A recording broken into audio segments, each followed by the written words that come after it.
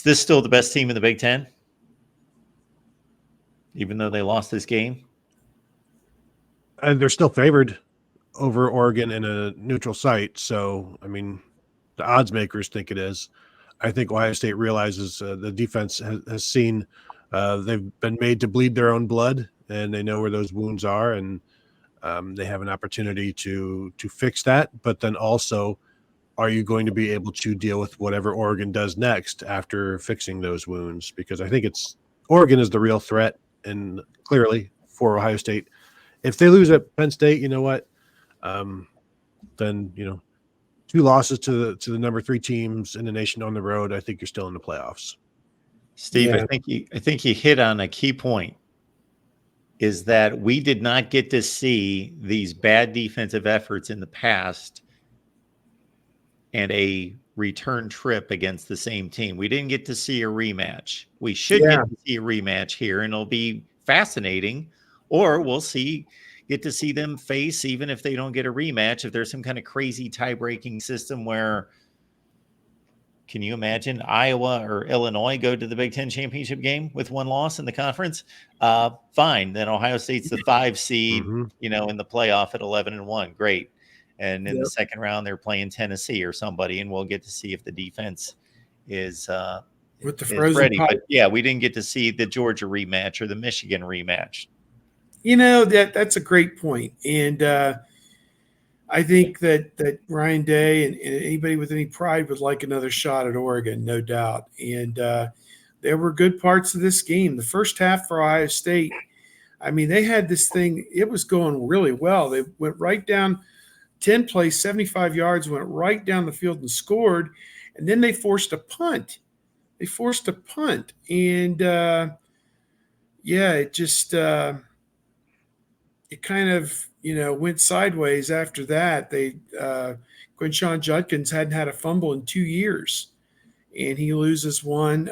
55 for Oregon wrestled the ball out from him, in the scrum, on the tackle, and comes out of there with it, and they give him the ball. So, a lot of twists and turns in this game, and a lot of ways that if they just made one more play here or one more play there, then they win this game. And so, I'm not going to get too wrapped up about it, but I can understand the frustration from all sides on this one. And they suddenly have a pretty difficult schedule. There's no more Oregons on the schedule, but it's just that it's something close to what I looked at before the season with USC, where I warned all the USC fans in saying, I understand none of these teams look daunting to you. Minnesota, Rutgers, Nebraska, and USC is better than all of them individually, but just the week after week after week of pounding by Wisconsin and Minnesota, that's different than seeing Washington State and Colorado and teams like that, will probably catch up. And it already has. They've only played 4 games in the Big Ten, and it's already caught up with them.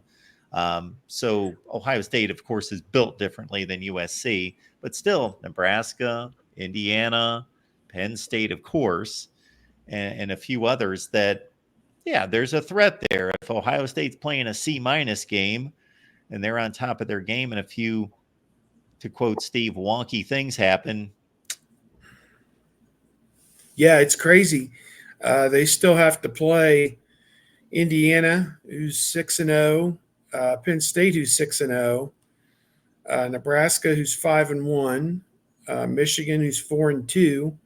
I mean, those 4 right there loom pretty big. Now Purdue down there at 1-5. That one doesn't stand out too bad. And the Northwestern game at Wrigley Field, they're 3-3. Those are the 2 games that don't scare you too much. But the other 4, you're going to have to play good football to beat these teams, and can't just throw the helmet out there. And I don't know that any of them have the kind of offense to exploit deficiencies on defense. Maybe Indiana.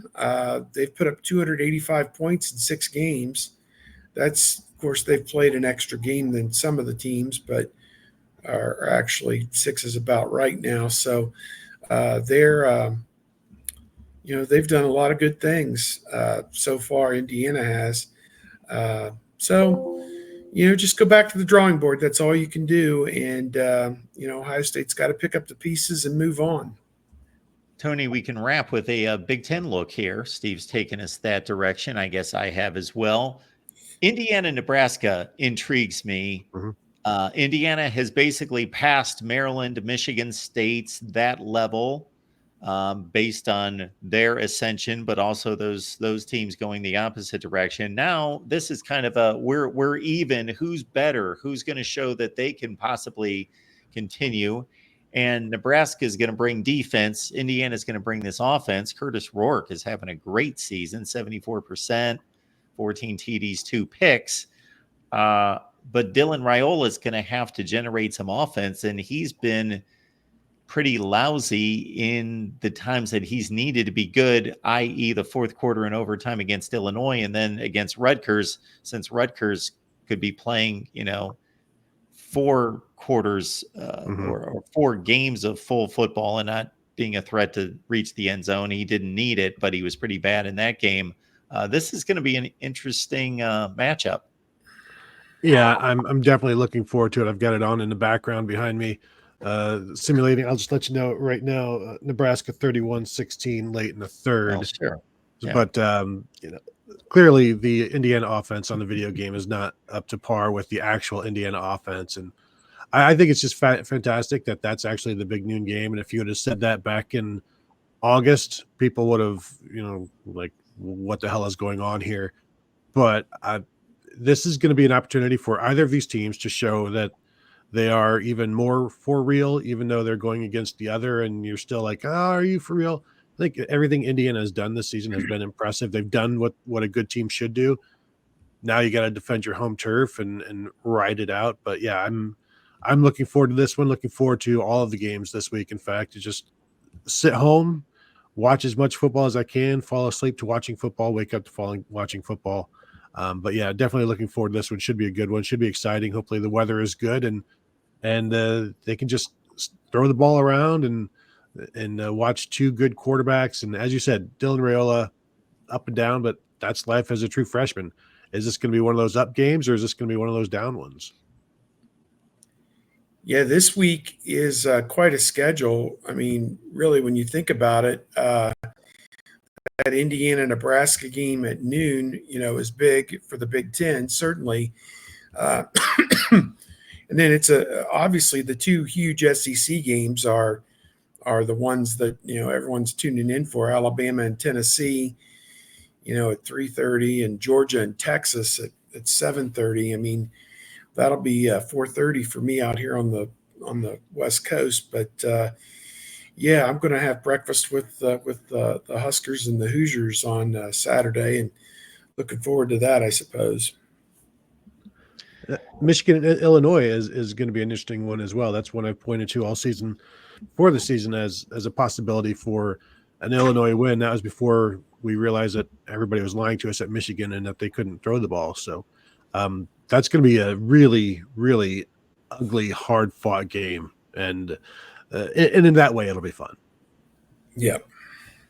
Yes. And it's the 100-year anniversary of Red Grange's famous Galloping Ghost game against Michigan. Wow. Pretty All cool. right. They wearing any kind of alternate uniforms to celebrate? I think they're wearing leather helmets is what they're going to go with. That'll make the Michigan fans reminiscent. All right, folks. Maybe Michigan can have a commemorative game about 100 or 98 years from now, commemorating the Connor Stallions era. Yeah. Do that. Or maybe in 10 years. We have these 10-year anniversaries. We could be looking forward to that. Yeah. Once the penalties are done, and then you can have them back.